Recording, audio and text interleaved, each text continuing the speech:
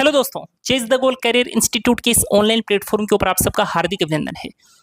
इस वीडियो के अंदर हम आरपीएससी की एक नई वैकेंसी यानी कि सहायक सांख्यिकी अधिकारी को लेकर के बात करेंगे।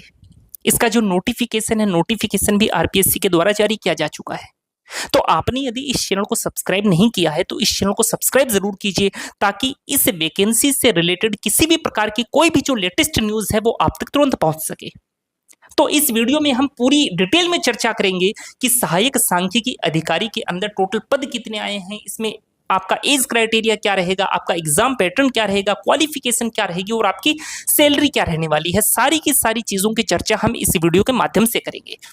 तो सबसे पहली चीज, यदि हम इसमें टोटल पदों की बात करें तो जो टोटल पद आए हैं वो आए हैं आपके 43 पद, जिसमें जो नॉन टीएसपी एरिया है उस नॉन टीएसपी एरिया के 31 पद और जो टीएसपी एरिया है उसके आपके 12 पद है।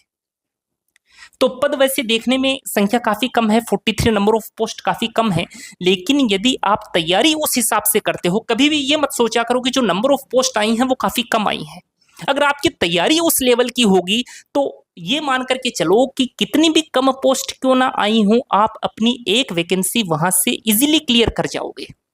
तो नंबर ऑफ पोस्ट को देख करके कभी भी चिंतित होने की कोई बात नहीं होती। आपको क्या करना, मेहनत उस हिसाब से करनी है।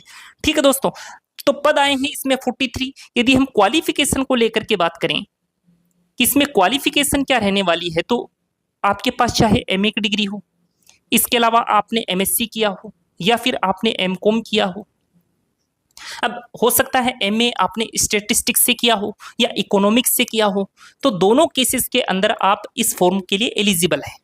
ऐसे ही यदि एमएससी चाहे मैथ से की हो चाहे स्टैटिस्टिक्स से की हो तो भी आप इस फॉर्म को लगा सकते हैं, या फिर आपके पास एमकॉम की डिग्री है तो भी आप इस फॉर्म के लिए क्या है, एलिजिबल है।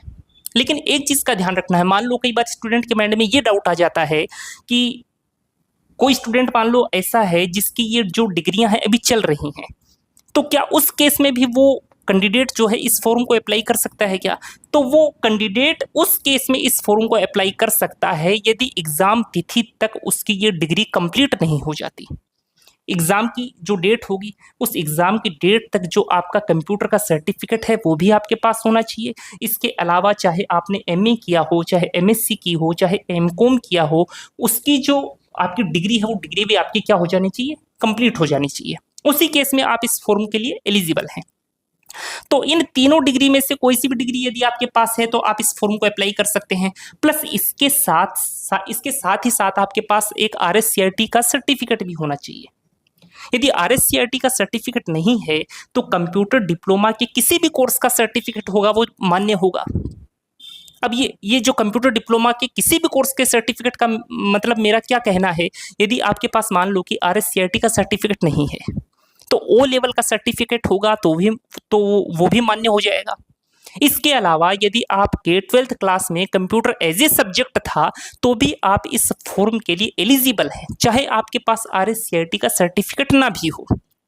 ठीक है दोस्तों, अब हम बात करेंगे इसमें एज क्राइटेरिया क्या रहने वाला है। एज क्राइटेरिया को लेकर के बात करेंगे तो एज क्राइटेरिया जो है मिनिमम 18 साल और मैक्सिमम 40 साल। यदि इस रेंज में आप हैं तो आप इस फॉर्म के लिए एलिजिबल हैं। इसके अलावा कैटेगरी वाइज जिस हिसाब से एज रिलैक्सेशन मिलता है वो तो खैर इसके अंदर मान्य होने ही वाला है। अब हम बात करेंगे इसके एप्लीकेशन फॉर्म को लेकर के कि इसके जो एप्लीकेशन फॉर्म हैं वो ओपन कब से होंगे। तो 12 अगस्त 2024 से आप इसके फॉर्म जो है वो फिलअप करना शुरू कर सकते हैं और जो लास्ट डेट रहेगी वो रहेगी 10 सितंबर 2024। तो अपने को क्या करना है, लास्ट डेट का वेट नहीं करना है। जैसे ही फॉर्म ओपन हो जाए आपको क्या कर देना है, फॉर्म फिलअप कर देना है।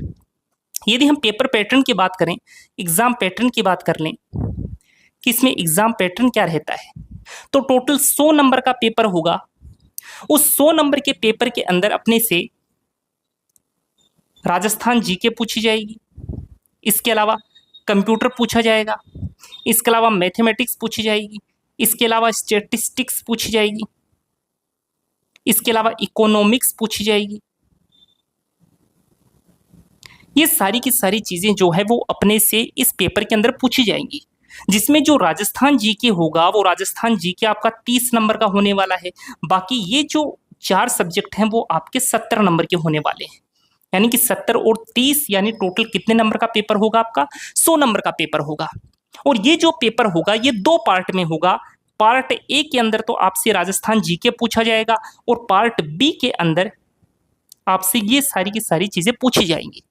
अब ऐसा नहीं है कि पेपर 2 पारियों में होगा, पेपर एक ही होगा, लेकिन उसके अंदर वो जो पेपर होगा वो 2 पार्ट में डिवाइड होगा। पार्ट ए के अंदर राजस्थान जीके होगा और पार्ट बी के अंदर आपकी ये कंप्यूटर हुआ, मैथ हुआ, स्टैटिस्टिक्स हुआ, इकोनॉमिक्स हुआ, ये सारे के सारे सब्जेक्ट होंगे।